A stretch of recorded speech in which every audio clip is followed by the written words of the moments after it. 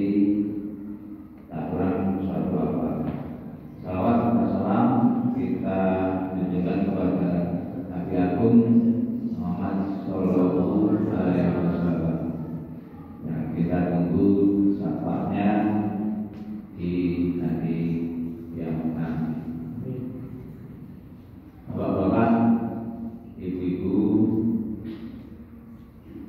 adik-adik sekalian yang kami hormati, pada zaman sekarang ini atau saat ini kita itu hidup tidak hanya dalam suatu dunia. Jadi kita sekarang itu menjalani dua macam kehidupan, yaitu kehidupan apa? Kehidupan di alam nyata dan kehidupan di dunia maya. Nah, dua macam kehidupan ini tentu tidak bisa berdiri sendiri, tapi saling mempengaruhi, saling berkelindan. Jadi satu dengan yang lain itu akan mempengaruhi, sehingga di sini tentu saja kita harus bisa mengambil manfaatnya bagi kehidupan kita di dunia ini. Nah, dengan adanya dua macam kehidupan itu, baik di dunia maupun nyata maupun maya, maka tentu saja ini akan bisa berpengaruh sehingga kita dituntut untuk apa? Mensinergikan dua macam kehidupan itu untuk kemanfaatan kehidupan kita. Nah, oleh sebab itu di sini tentu saja kita memerlukan apa yang disebut dengan apa? Yang sekarang ini kecerdasan digital atau artificial intelligence, yaitu suatu di sini kemampuan teknis, kognitif, metakognitif dan sosio-emosional kita untuk apa? Mencerna, memahami apa yang ada di dunia digital. Nah, kemampuan kognitif di sini, ibu-ibu, ini saya kira berpaham karena besar dari kognitif, yaitu suatu kegiatan atau aktivitas mental, di mana di sini merupakan kemampuan berpikir dan berkenalan. Jadi kemudian juga didukung dengan apa? Metakognitif, yaitu kemampuan untuk menyadari, mengontrol cara berpikir, kemudian juga memahami. Nah, kemudian kita juga butuh apa yang dinamakan kemampuan sosio-emosional, dan kecerdasan sosial juga. Kenapa?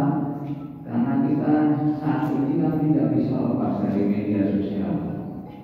Jadi di sini kecerdasan sosial ini terkait dengan sikap kita atau tanggapan kita dalam memahami arus informasi yang ada di media sosial. Nah, untuk itu hal ini sangat penting bagi kita untuk bisa memahami bahwa dengan kita menjalani dua kehidupan, baik di dunia nyata maupun di dunia maya, tentu nanti akan ada pengaruhnya, ada permasalahannya, ada isu-isu yang harus kita perhatikan, sehingga nanti akan ada tantangan yang timbul, kemudian peluang-peluang yang bisa dimanfaatkan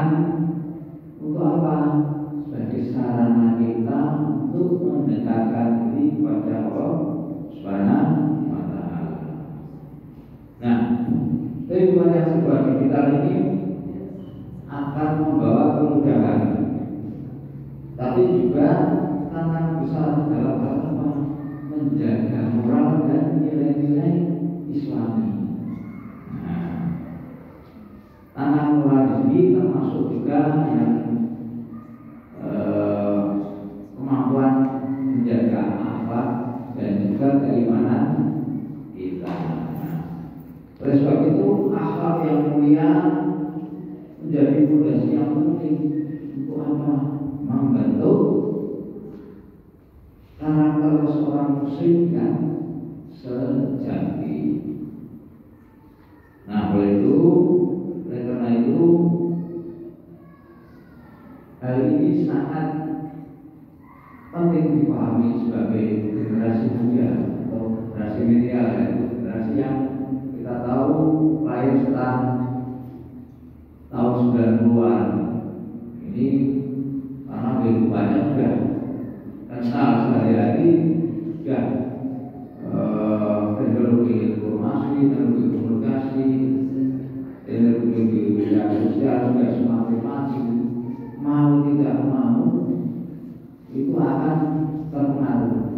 Berbeda dengan generasi sebelumnya, mungkin yang senior di sini seperti Pak Yakin Amir, Pak Sadio ini kan lahir tahun 60-an. Tahun 60-an itu disebut generasi baby boomer. Generasi baby boomer itu generasi yang menurut saya generasi yang paling komplit, generasi emas.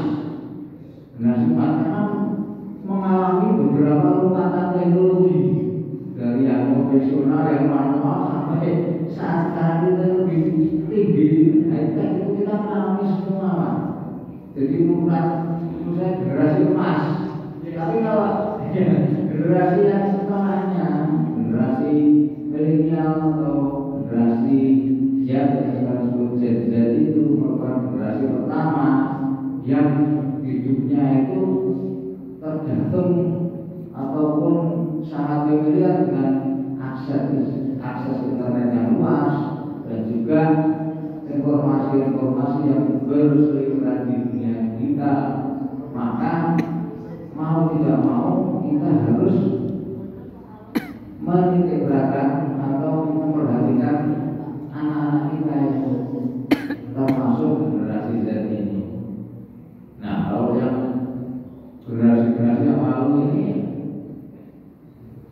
kehidupannya lebih hampir semua hidupnya itu kita alami di dunia nyata. Hanya sekitar sekarang yang 60 tahun itu kan sebelum tahun 90-an itu mengalami kehidupan konvensional. Jadi teknologi komunikasi melalui media sosial itu baru awal-awalnya, jadi belum semaju sekarang. Maka lebih banyak hidup di dunia nyata. Nah, itu yang generasi sebelumnya. Nah, generasi Z ini yang lahir dan tumbuh pada masa teknologi yang sudah canggih ini, maka tentu saja apa yang dilihat, didengar di media sosial atau di dunia maya di sini akan menjadi warna hidup mereka, akan mempengaruhi kehidupan mereka. Itulah yang harus menjadi perhatian kita semuanya. Nah, kemudian kita sebagai warga Muhammadiyah, sebagai warga Muhammadiyah yang berpaham wasatiyah, ayat ini sering menyampaikan wasatiyah ini paham. Nah, jadi kita berusaha menyeimbangkan. Tadi kata kita mengalami dua kehidupan, harus berusaha menyeimbangkan antara dunia nyata dan dunia maya demi apa? Kemanfaatan bagi kehidupan kita. Nah, di sini tentu saja supaya apa? Agar kita tidak terperangkap dalam kebingungan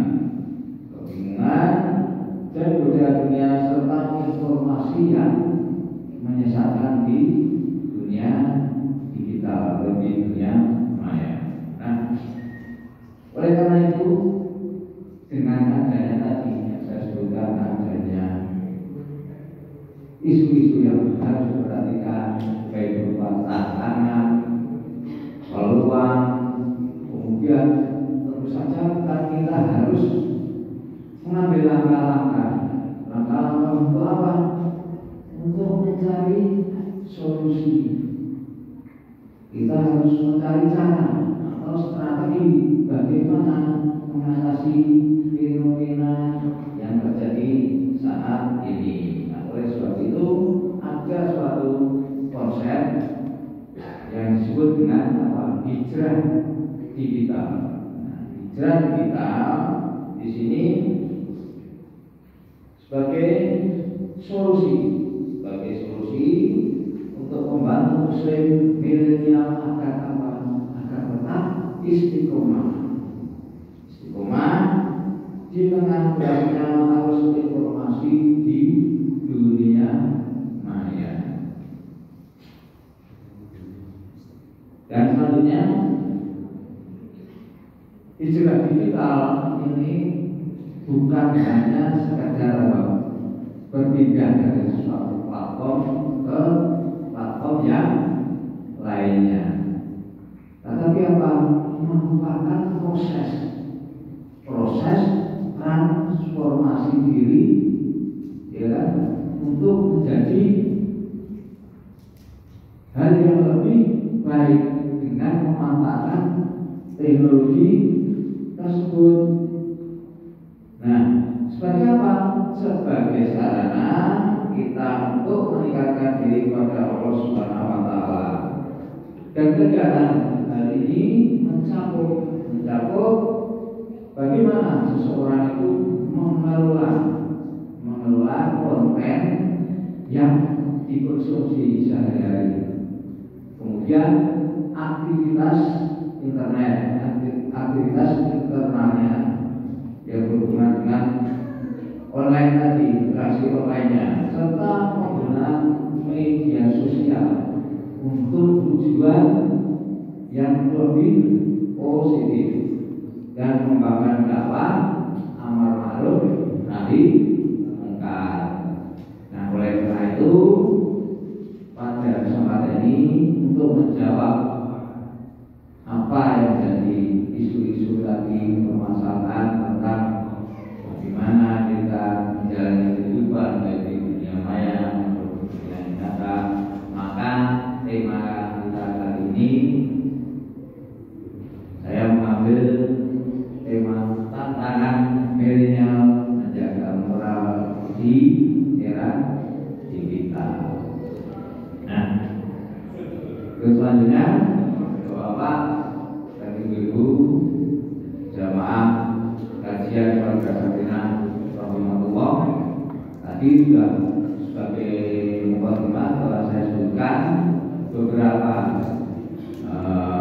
permasalahan yang dihadapi, yang kemudian intinya di sini adalah bahwa itu akan menjadi isu-isu strategis yang akan kita bahas, kita telah untuk mensikapi fenomena kita dalam menghadapi dua jenis kehidupan ini. Nah, tadi poin-poinnya sudah saya sampaikan bahwa dengan kita menjalani kehidupan baik di dunia nyata maupun di dunia maya, maka keduanya akan saling mempengaruhi, tidak hanya mempengaruhi tapi berkelindan, jadi saling pengaruh dengan berat dalam kehidupan ini. Maka di sini kita juga harus mensikapi, karena kita masuk di era disrupsi, yaitu yang merupakan masa terjadinya inovasi dan perubahan secara masif yang mengubah sistem dan tatanan bisnis yang lebih baru. Maka di sini juga juga kita butuhkan kemampuan dalam hal menelaah, mencerna apa yang telah diinformasikan dalam dunia maya atau di dunia digital. Nah, tadi secara khusus kenapa kita membahas generasi milenial atau biasa, karena generasi milenial ini tumbuh dan berkembang di saat teknologi sudah semakin maju, teknologi digital, teknologi komunikasi, kemudian akses internet yang luas. Maka kalau kita sebagai orang tua kita tidak mengawasi ataupun mendidik anak untuk menggunakan dengan bijak smartphone ataupun media sosialnya, maka tentu ini akan memberikan akses atau memberikan dampak, baik itu dampak positif maupun dampak negatif yang harus menjadi perhatian kita bersama. Nah, selanjutnya, karena tadi kita pembahasan kita adalah untuk mencari bagaimana cara atau solusi, kemudian kita memotret ataupun kita mengidentifikasi tantangan-tantangan generasi milenial itu apa saja dalam hal menjaga moral, yang termasuk di sini moral adalah akhlak dan keimanan dari seseorang. Nah, di sini tentu saja bahwa tantangan generasi milenial dalam menjaga akhlak itu pada dasarnya dapat kita golongkan menjadi 3. Yang pertama, karena pengaruh media sosial. Karena pengaruh media sosial di sini pengaruh itu bersifat positif maupun negatif. Ada plus minusnya kita dari dua kehidupan itu. Maka tentu saja kita harus mempunyai kemampuan tadi, kemampuan kecerdasan digital untuk mencerna apa yang telah diinformasikan dalam dunia maya. Nah, sebagai dasar kita untuk supaya tidak terpengaruh ataupun tersesat dalam dunia maya ini, karena Al-Quran sudah memberikan tuntunan yang terdapat di dalam surat Al-Isra ayat 36. Bismillahirrahmanirrahim. Wa la taqfu ma laisa laka bihi ilm. Innas sama wal basara wal fuada kullu ulaika kana anhu mas'ula. Yang artinya, jadi janganlah kamu mengikuti sesuatu yang tidak kamu ketahui, karena pendengaran, penglihatan, dan hati nurani ini semua akan dimintai pertanggungjawabannya. Nah, di sini kan jelas sebagai generasi milenial atau generasi Z, maka menggunakan media sosial harus dengan bijak. Kenapa? Karena yang kita lihat, kita dengar, itu harus kita akan pertanggungjawabkan terhadap Allah SWT. Maka oleh sebab itu kita harus mencermati, kita harus menyaring, saling sebelum sharing. Kemudian apalagi kita harus bijak mengkonsumsi konten-konten yang positif, konten-konten yang positif, dan lebih fokus pada substansi daripada kehidupan itu, bukan hanya sekedar informasi yang lalu-lalang, tapi sebenarnya tidak kita bisa ambil manfaat atau tidak bermanfaat bagi kita. Nah, itu dalam surat Al-Isra ayat 36. Kemudian tantangan yang kedua adalah hedonisme dan gaya hidup konsumtif. Hedonisme itu apa? Kita sudah sering mendengar istilah hedonisme, yaitu gaya hidup yang hanya berdasarkan pada materi semata. Jadi hanya yang terlihat secara kasat mata. Jadi orang lebih membanggakan kalau dia punya materi, kekayaan banyak, jabatan yang tinggi, atau mempunyai rumah yang bagus, atau kendaraan mobil yang bagus, daripada orang itu mempunyai ilmu yang banyak. Ini tidak bisa dihindari dengan kita di dunia. Orang hanya melihat yang terlihat, melihat dari sisi fisik saja. Nah, itu yang terkait dengan gaya hidup hedonisme dan juga perilaku konsumtif. Kita senang belanja, terutama ini kaum perempuan itu. Kadang kita belanja berlebihan, hal yang tidak kita perlukan atau sebenarnya belum menjadi kebutuhan, kita belanja, kita beli, sehingga di sini akan menjadi tidak bermanfaat bagi kita semuanya. Nah, terkait hedonisme ini akibatnya apa? Dapat mengalihkan seseorang dari tujuan hidup yang sebenarnya. Jadi dia lebih berdasarkan pada materi semata, mungkin tujuan hidup yang hakiki itu terlewatkan. Nah, dalam Al-Quran juga sudah disebutkan dalam surat Al-Hadid ayat 20 yang artinya di sini, ketahuilah sesungguhnya kehidupan di dunia itu hanya permainan dan senda gurau semata, perhiasan dan saling berbagai diri di antara kamu, serta berlomba dalam kekayaan dan anak keturunan. Itu tadi sudah memang jadi sifatnya manusia. Manusia itu membanggakan apa? Kekayaan, ya, jabatan, keturunan.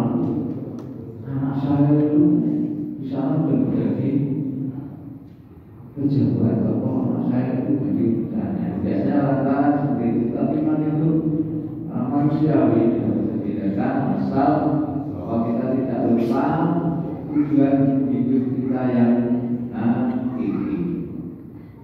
Nah, kemudian selanjutnya tantangan generasi milenial dalam menjaga akhlak adalah adanya krisis identitas dan kurangnya role model Islami. Nah, kita tahu bersama bahwa role model terbaik di dunia itu adalah Nabi Agung Muhammad Sallallahu Alaihi Wasallam. Itu suri teladan yang terbaik. Kalau kita mengikuti segala sunnahnya, segala apa yang dilakukannya, contoh-contoh dalam kehidupannya, maka semoga kita akan selamat dunia dan akhirat.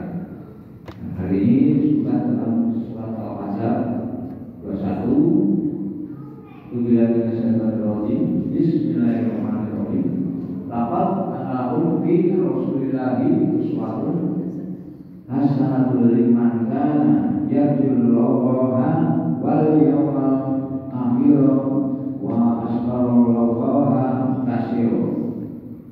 Sungguh telah ada pada diri Rasul itu suri teladan yang terbaik, yaitu bagi orang-orang yang mengharap rahmat Allah dan kedatangan hari kiamat dan yang banyak mengingat. Nah, untuk sekarang ini kita itu kadang masih mencari-cari, kita kehilangan kebenaran. Sebenarnya sikap kita atau karakter kita dalam kehidupan itu yang bagaimana? Kita lupa kita punya pegangan hidup yang telah disampaikan oleh Rasulullah, yaitu Al-Quran dan Sunnah. Maka kita kalau berdoa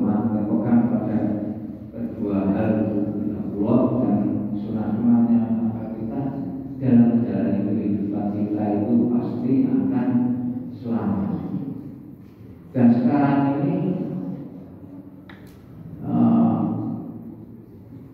lebih banyak tren apa yang disebut dengan apa? Kepribadian profetik. Kepribadian profetik itu apa? Yaitu contoh-contoh tingkalanku, karakter, sikap yang diambil dari sifat-sifat Nabi itu. Kepribadian profetik. Jadi kalau kita meniru, meneladani apa yang dilakukan oleh Rasulullah, maka tentu kita akan selamat. Terutama juga dalam hal kita menjalani kehidupan di dunia nyata maupun di dunia maya, itu di media sosial. Nah, kemudian tadi ada tantangan.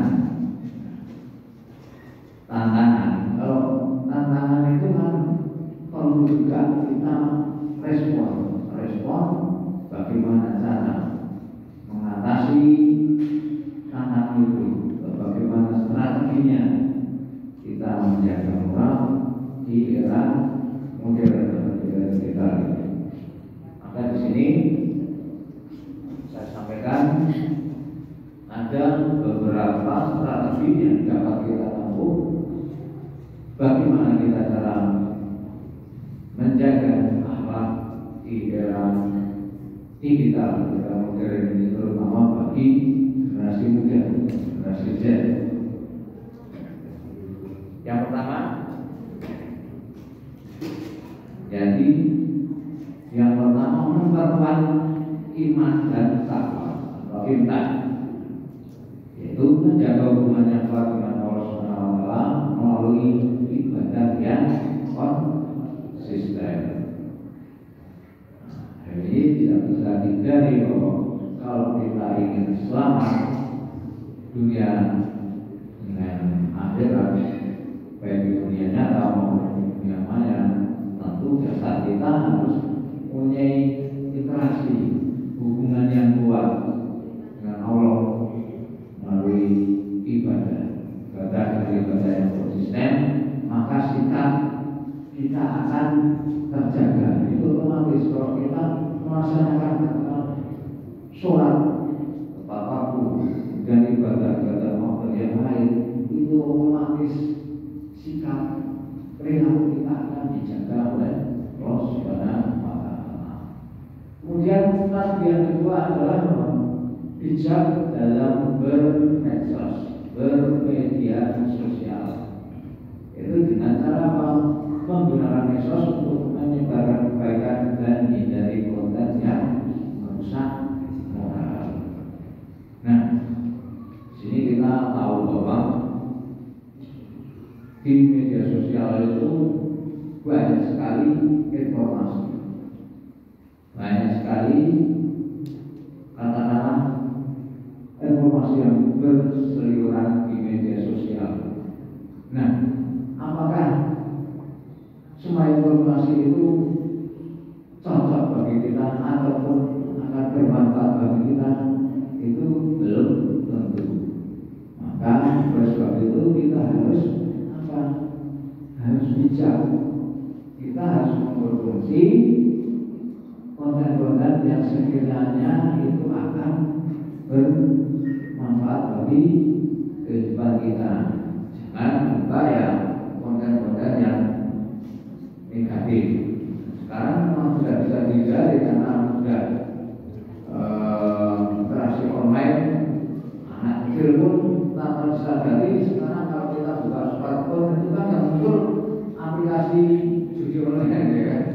Judi online, kemudian apalagi pinjol online itu dengan mudahnya kalau kita tanpa sadar kita bisa tidak memahami, kita klik aja kita sudah masuk akses ke aplikasi itu.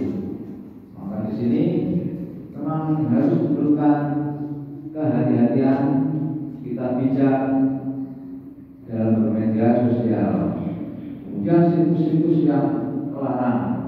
Nah, ini kalau anak-anak kita tidak diberi pengertian, kita dampingi, kita edukasi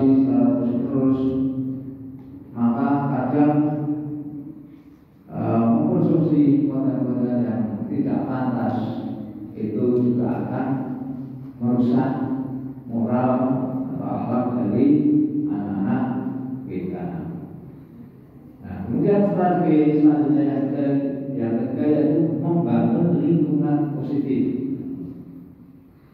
Membangun lingkungan positif di sini yaitu dengan berteman dengan orang-orang yang memiliki nilai dan akhlak yang baik. Ini jelas. Sampai contoh kalau kita gaulnya dengan orang katakanlah dengan preman, maka kita kira-kira terpengaruh dengan perilaku mereka tidak? Masih terpengaruh. Kalau kita bergaulnya dengan orang-orang yang alim ulama, itu pasti kita juga akan terpengaruh pola pemikiran kita. Walaupun mungkin belum setelah itu mereka istilahnya narutan sambel atau sambel melu apa itu lebih baik daripada tidak. Kalau kita yang penting di lingkungan yang baik, bergaul dengan orang-orang yang baik, maka tentu kita nanti akan ketularan menjadi baik. Nah, itu yang termasuk membangun lingkungan yang positif. Kemudian strategi yang selanjutnya yaitu mengembangkan diri dengan ilmu, baik itu ilmu agama maupun ilmu pengetahuan umum, untuk menghadapi tantangan zaman.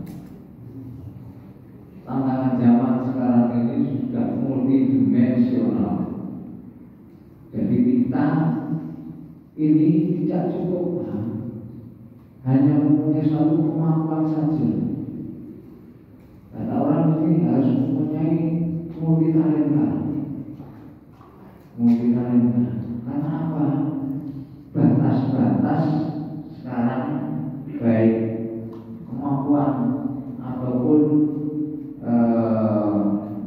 pergaulan di dunia itu sudah semakin baku. Kita dianggap bahwa kita merupakan suatu satu dunia atau globalisasi. Nah, itu tentu memerlukan berbagai macam kemampuan atau teknologi. Maka kita dituntut selain mengembangkan ilmu agama sebagai tuntunan sebagai perisai kita dalam menghadapi dunia ini dan juga bekal akhirat nanti, juga kita harus memperbanyak ilmu pengetahuan umum untuk menghadapi tantangan zaman di dunia ini. Seorang agama diharuskan seperti itu. Carilah ilmu sebanyak mungkin. Kalau sudah berhasil, kembali ke persyarikatan untuk mengembangkan ilmunya. Nah, ini sering disebut dengan apa? Diaspora kader. Diaspora kader di sini memang itu bahwa kader Muhammadiyah itu harus menyebar di mana-mana, di segala bidang atau lini kehidupan. Dan kalau sudah katakan berhasil, kembali ke Muhammadiyah untuk mengembangkan,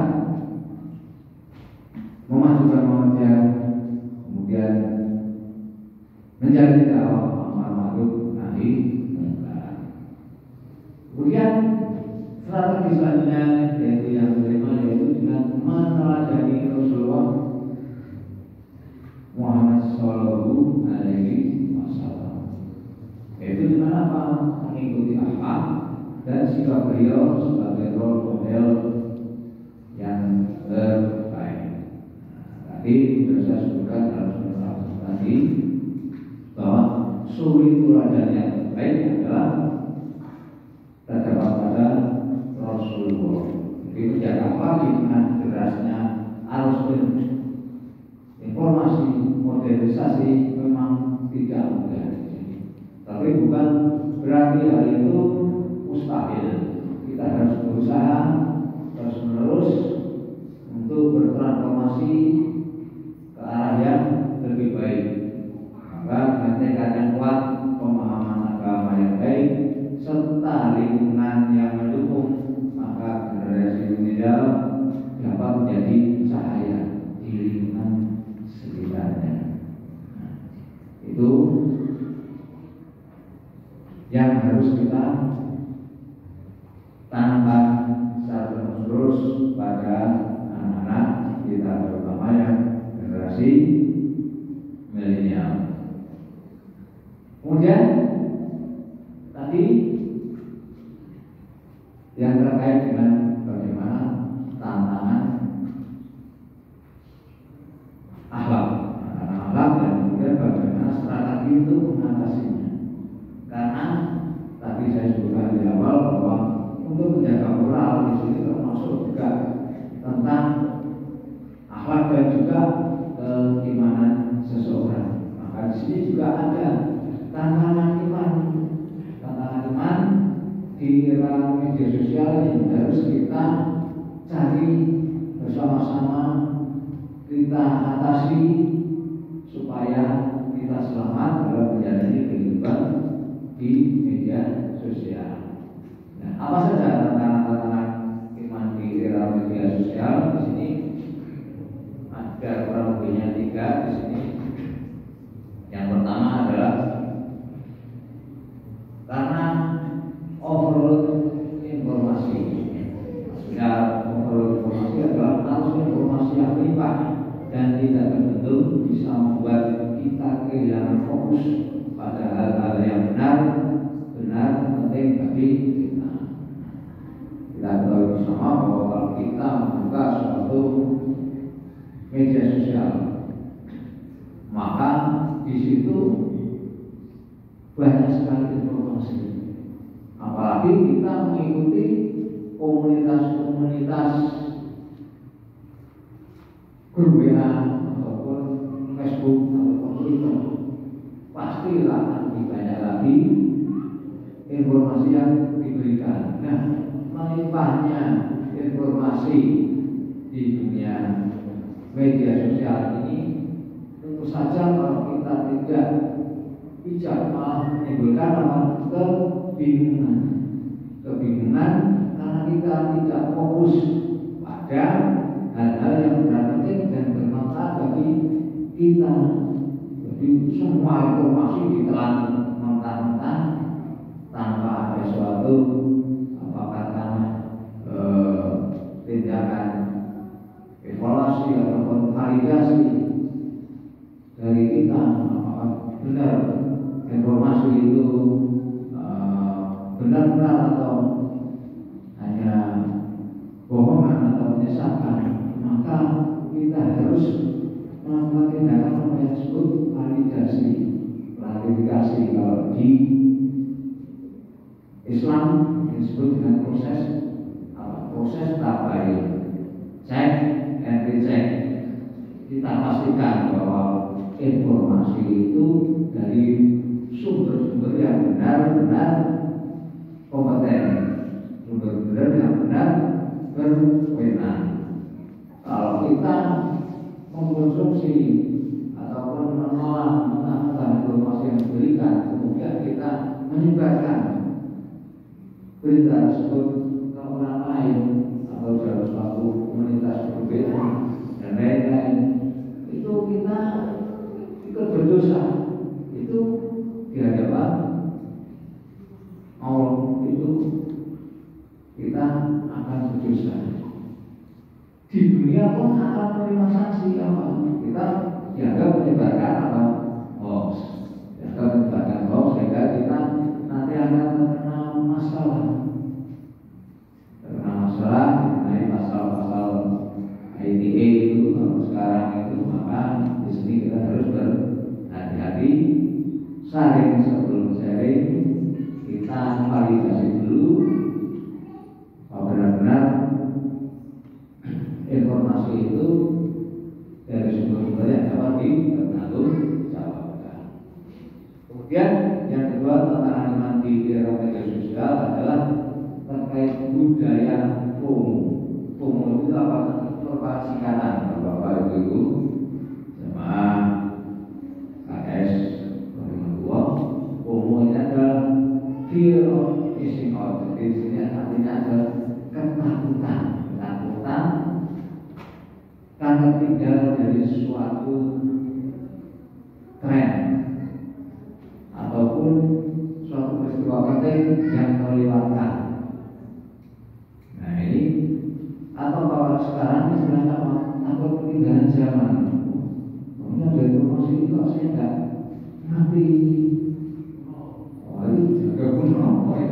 Jadi ini rasa takut ketinggalan tren atau malah penting membuat banyak orang lebih peduli pada kualitas sosial daripada kualitas diri. Maksudnya apa?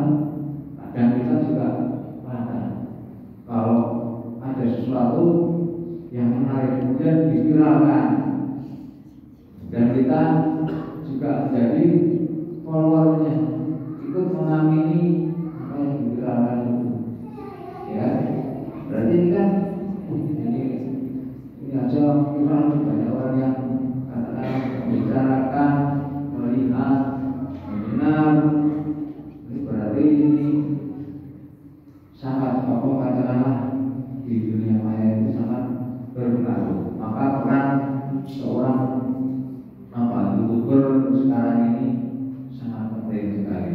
Karena apa? Dia mempunyai follower yang banyak, bisa mempengaruhi opini, juga sikap seorang. Kalau dia sangat terpengaruh terhadap apa yang disampaikan dalam media sosial. Nah, lebih banyak peduli pada organisasi sosial di sini, kemudian kadang kita lupa pada bagaimana meningkatkan kualitas diri. Maksudnya di sini, kalau kita mengkonsumsi informasi di media sosial itu lebih baik yang kita pilih yang kira-kira yang akan mengalami bermanfaat bagi kehidupan kita. Jangan semua, kita akan malah bingung karena arus informasi melimpah, banyak sekali yang menginformasikan ini. Kadang kita bingung, yang disampaikan ini beda, padahal sebenarnya masalahnya hampir sama. Itu membuat kita kebingungan juga. Maka di sini kita perlu mempunyai kemampuan tadi, kemampuan kecerdasan kita untuk menelaah, memahami, mempertimbangkan, kemudian memanfaatkan informasi itu di kehidupan kita supaya lebih bermanfaat dalam menjalani kehidupan. Nah, budaya hukum ini sekarang lagi tren ini dan bisa terlihat gejala-gejalanya apa? Bapak-bapak, ibu-ibu, dan sekalian kalau kita setiap saat sekarang sedikit-sedikit membuka HP, ya, membuka smartphone. Ini kemudian mau bangun tidur buka HP, bangun tidur buka. Terlihat dari gejala kita merasa cemas, tertinggal berita atau tertinggal tren. Jadi merupakan gejala tadi adanya FOMO itu. Dan kalau berlebihan, nah ini yang tidak bagus, sehingga kita lupa pada fokus kehidupan kita untuk meningkatkan kualitas diri, tapi kita hanya menjadi sampah penampungan dari informasi yang berseliweran di dunia maya tanpa kita kehendaki ataupun kita dapat dimanfaatkan di kehidupan kita. Nah, kemudian dengan budaya FOMO ini juga harus kita perhatikan betul, kita sikapi supaya apa? Supaya kita tidak kebingungan atau merasa cemas dalam berkehidupan baik di dunia maya maupun di dunia nyata. Itu terkait dengan FOMO. FOMO di sini adalah singkatan dari fear of missing out, artinya kurang lebih ini adalah rasa takut tertinggal tren atau pengalaman penting yang terlewatkan. Itu tadi yang disebutkan FOMO. Kemudian tantangan iman era media sosial yang selanjutnya adalah terkait dengan konten negatif. Nah, mudahnya mengakses konten yang tidak sesuai dengan nilai-nilai Islami bisa mempengaruhi pola pikir dan perilaku seseorang. Nah, ini sudah pasti, ini juga saya sampaikan bahwa kita harus bijak mengkonsumsi konten yang akan kita dapatkan, atau pengelolaan konten pada diri kita itu harus benar-benar dapat dijadikan referensi, menambah pengetahuan supaya bermanfaat bagi kehidupan kita. Karena konten-konten yang negatif yang kita konsumsi secara terus-menerus itu akan mempengaruhi pola pikir kita dan juga perilaku kita. Pola pikir dan perilaku kita, sehingga apa? Itu akan terbawa juga di dunia nyata. Nah, ini yang sangat berbahaya, itu kita dapat informasi di dunia maya tanpa disaring, tanpa ditelaah, kita terima dengan mentah sampai pada orang lain. Nah, respon dari orang lain itu di luar dugaan kita, maka di sini kita akan menerima akibatnya. Nah, kemudian tadi ada tantangan bagaimana menjaga iman diri kita. Maka satu sisi juga kita harus berusaha mencari jalan keluarnya. Bagaimana cara atau strategi menjaga iman di era kita. Di sini ada beberapa strategi yang dapat kita tempuh menjaga iman di era kita. Yaitu yang pertama, kita harus mengkonsumsi konten yang positif. Yaitu dengan cara apa? Memilih untuk mengikuti akun-akun yang memberikan inspirasi Islami seperti kajian online, ceramah, atau komunitas dakwah.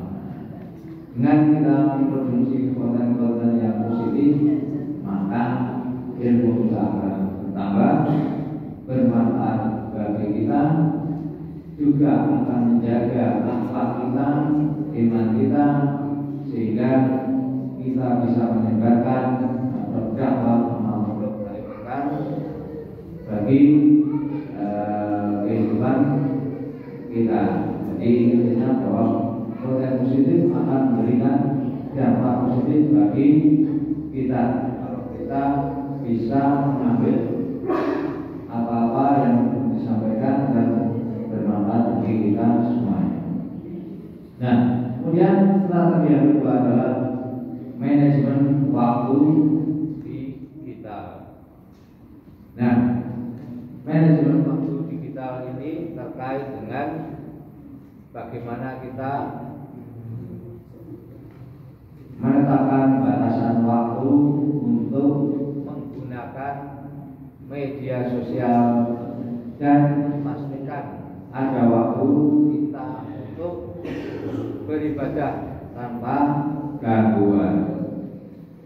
Nah, kadang kalau kita tidak menetapkan batasan atau mengelola waktu kita dengan baik dalam hal menggunakan media sosial, maka kita akan lupa bahwa kita punya kewajiban untuk beribadah kepada Allah Subhanahu wa taala.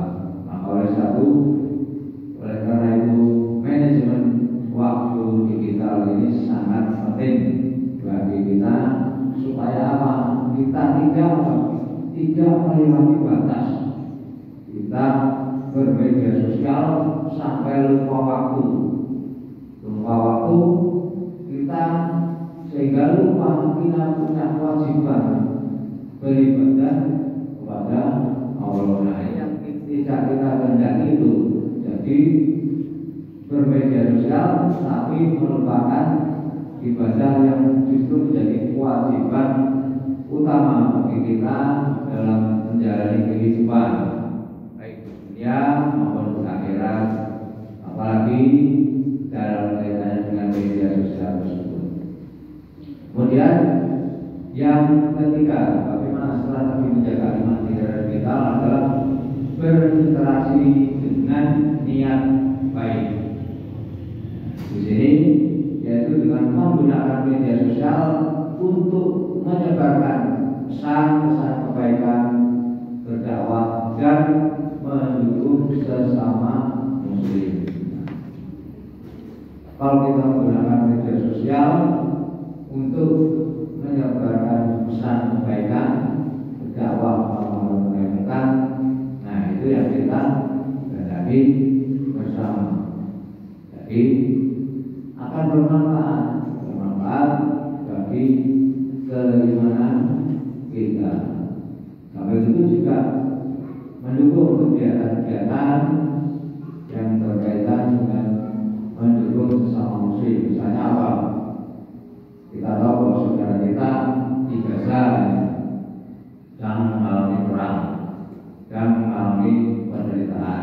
Kemudian kita menggunakan medsos, menggalang dana ataupun menyampaikan suatu pesan-pesan penting tentang kemanusiaan, sehingga akan menggerakkan hati nurani kita untuk apa? Bagaimana kita berupaya untuk membantu saudara-saudara kita yang berada di Gaza, ataupun kegiatan-kegiatan lain yang berkaitan dengan dakwah memasukkan Islam baik di perserikatan maupun di luar perserikatan. Dan kemudian yang selanjutnya strategi menjaga iman kita adalah evaluasi diri secara berkala, yaitu dengan merefleksikan bagaimana aktivitas online mempengaruhi keimanan dan melakukan perbaikan jika diperlukan. Evaluasi sangat diperlukan pada semua hal, kegiatan maupun pekerjaan itu sangat penting. Kenapa? Karena dengan evaluasi itu kan kita melihat apa-apa yang telah kita lakukan sampai sejauh mana, apakah sesuai dengan tujuan yang kita kehendaki, mencapai target atau tidak. Nah itu kita lakukan proses evaluasi. Nah evaluasi di sini adalah terkait dengan yang mempengaruhi keimanan.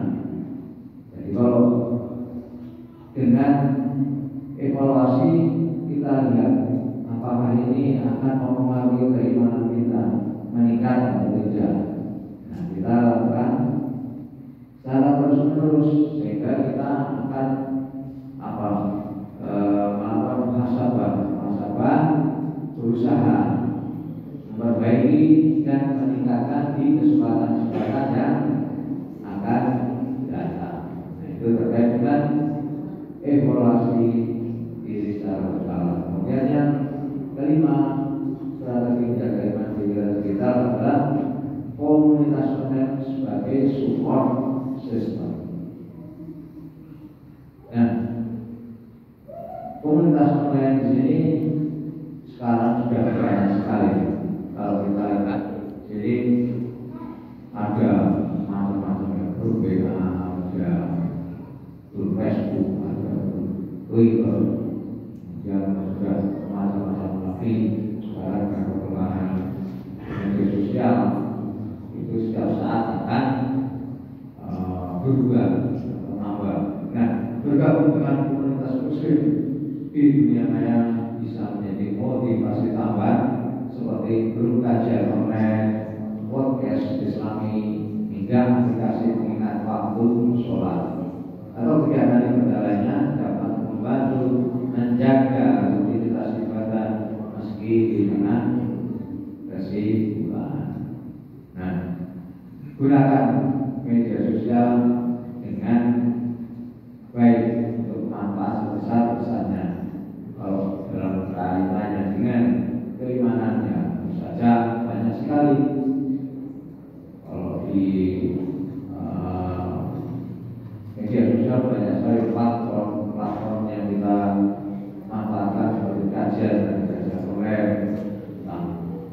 pengajian, sosial, dan lain-lain. Kemudian podcast Islami hingga aplikasi tentang waktu sholat.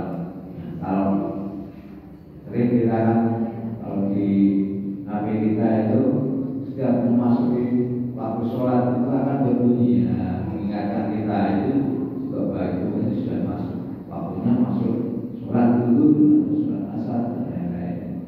Ini sebagai adalah upaya-upaya kita untuk supaya kita itu selalu teringat dan tidak lupa beribadah. Nah, terkait tadi yang kaitannya dengan media sosial tidak lepas dari konsep digital tadi. Jadi digital bukan menjauhi teknologi, jadi melainkan bagaimana mengelolanya dengan baik dan bijak untuk mendukung perjalanan spiritual kita. Jadi digital itu bukan berarti meninggalkan, saya mau hijrah, meninggalkan teknologi media sosial, bukan maksudnya bukan itu. Jadi maksudnya adalah mengelola dengan bijak untuk mendukung perjalanan spiritual kita. Dengan diajak terus dan strategi yang tepat, maka media sosial bisa menjadi alat kita dan generasi muda untuk mendekatkan diri dengan Allah Subhanahu wa Ta'ala. Nah, kemudian tadi karena objek kita yang akan kita bahaskan tentang generasi muda atau generasi Z. Nah, saya yakin di sini sebagai besar pendidik. Jadi di sini saya kira sudah sedikit juga paham bagaimana mendidik Gen Z agar tidak terpengaruh ataupun lupa akan tujuan hidup yang hakiki, tidak merasa cemas kebingungan dengan akibat perkembangan teknologi, dengan melimpahnya arus informasi, yaitu dengan apa? Mendidik agar generasi kita itu lebih dekat pada Al-Quran. Karena dengan Al-Quran ini adalah merupakan pedoman hidup, petunjuk hidup yang sempurna dan sumber kebahagiaan yang tidak ternilai. Kemudian kita juga harus melakukan menanamkan dan memupuk sedikit mungkin untuk menumbuhkan kecintaan kita terhadap Al-Quran. Proses pendidikan ini sebaiknya memang harus dilakukan secara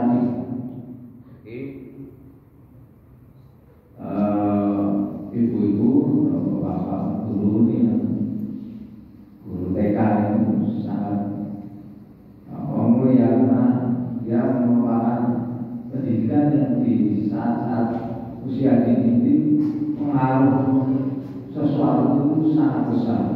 Kalau kita salah menanamkan akidah atau salah memberikan informasi, maka ini akan terekam dengan kuat di memori anak yang bersangkutan. Nah, kalau kita sampaikan bagaimana ajaran-ajaran Al-Quran, ayat-ayat Al-Quran, maka juga akan terekam dengan kuat sehingga akan keluar menjadi sikap perilaku yang baik yang mencerminkan generasi yang cinta terhadap Al-Quran.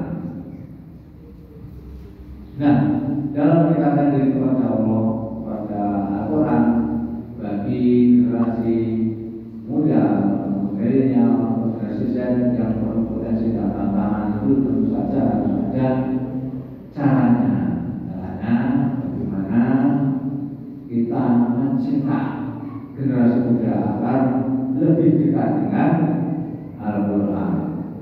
Nah, ini perlu kita pahami. Kalau kita cara mendidiknya mungkin kurang pas juga sini kalau kita mencetak generasi muda supaya lebih dekat dengan Al-Quran, tentu saja kita harus lakukan beberapa hal yang terkait dengan caranya supaya lebih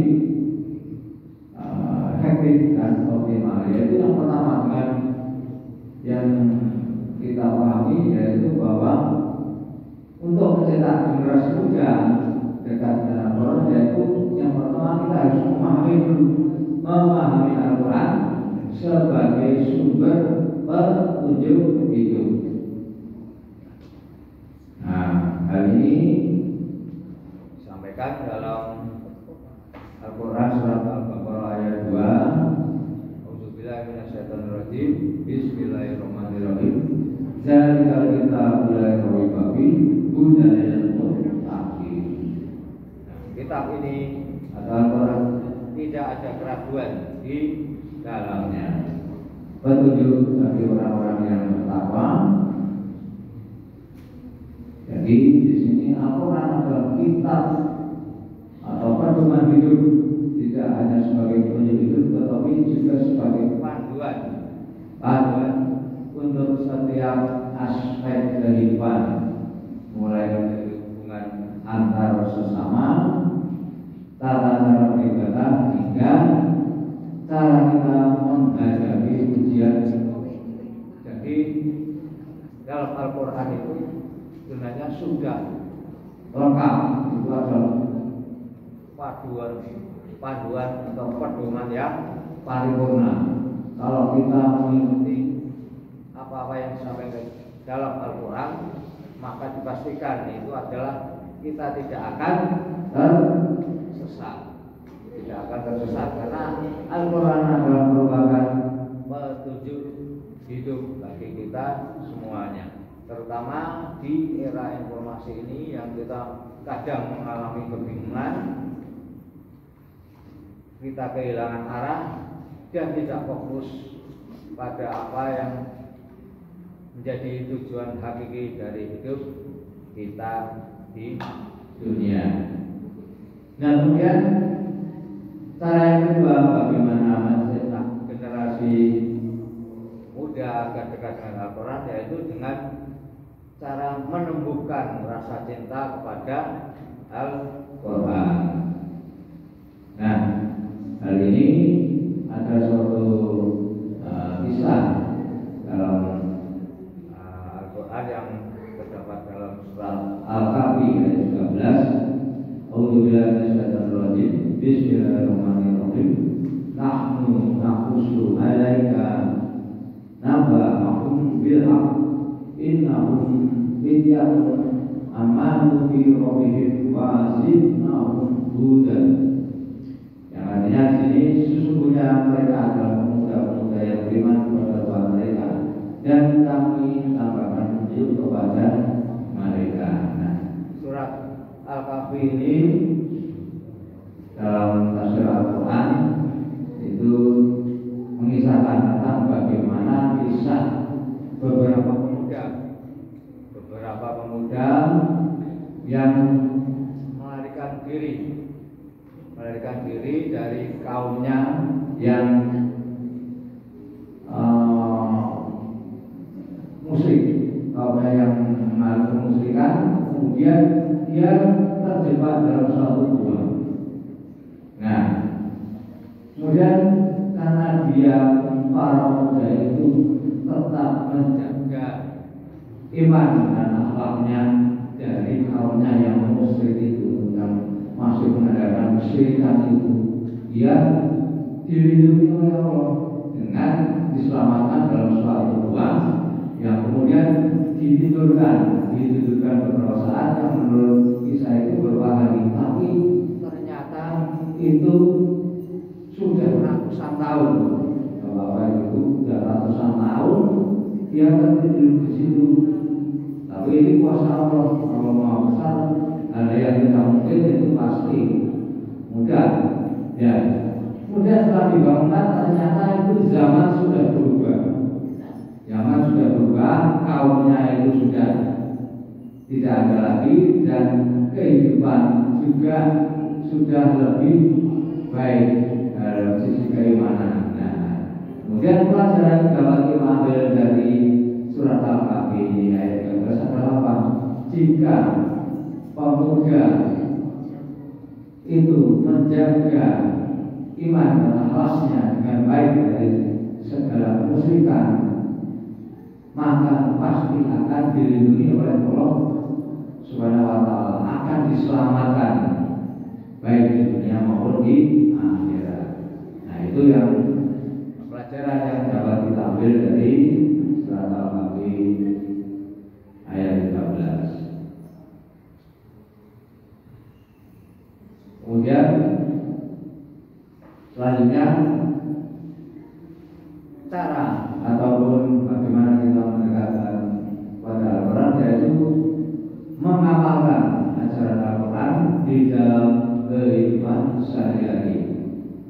Kita tahu bahwa Al-Quran itu tidak hanya sekedar dibaca, tetapi harus diamalkan dalam kehidupan sehari-hari.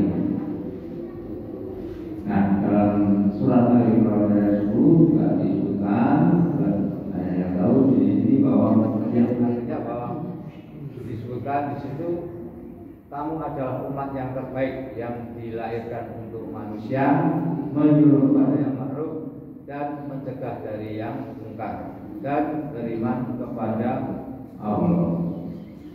Nah, setiap ayat yang kita baca harus diaplikasikan pada setiap aspek kehidupan kita, baik di dunia nyata maupun di dunia akhirat. Kemudian mengimplementasikan Al-Quran tersebut berarti juga dalam kehidupan dengan penuh integritas, kejujuran, serta tanggung jawab. Misalnya itu bisa kita lakukan dengan menjaga etika dalam menggunakan media sosial,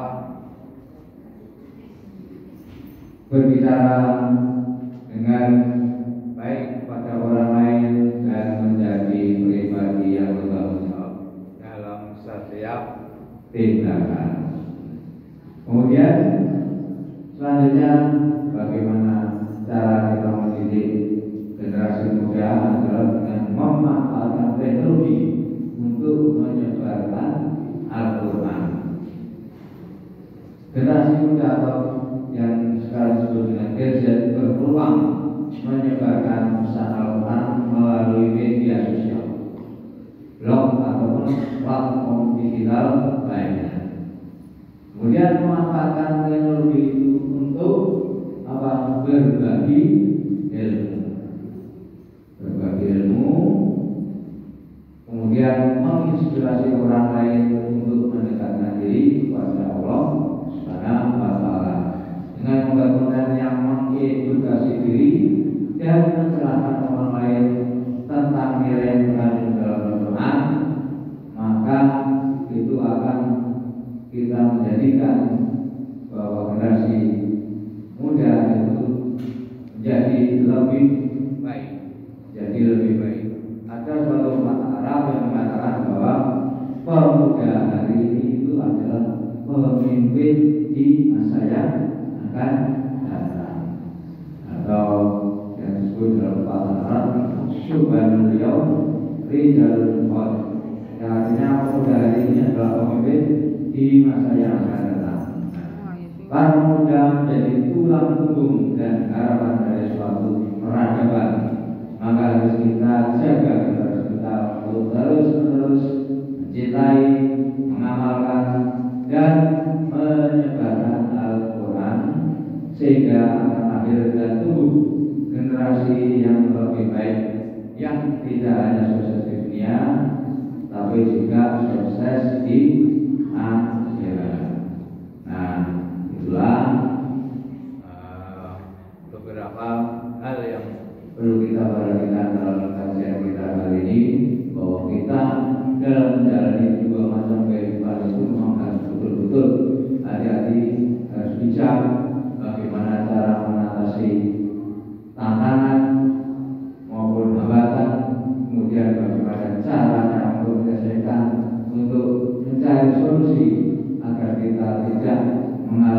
beriman terseret pada hal-hal yang menyesatkan dan lain-lainnya, maka di sini kita perlukan yang namanya kebijakan atau bijak dalam hal bermedia sosial, terutama bagi generasi muda yang masih penuh potensi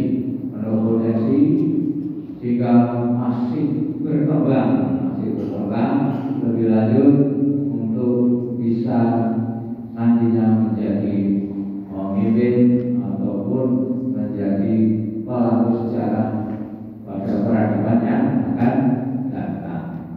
Nah, itu yang dapat kami sampaikan di sini terkait dengan bagaimana tantangan milenial dalam menjaga moral, termasuk iman dan keimanan kita, dan bagaimana caranya mendidik kita agar anak-anak kita, agar generasi kita, agar pemuda-pemudi kita tidak tersesat di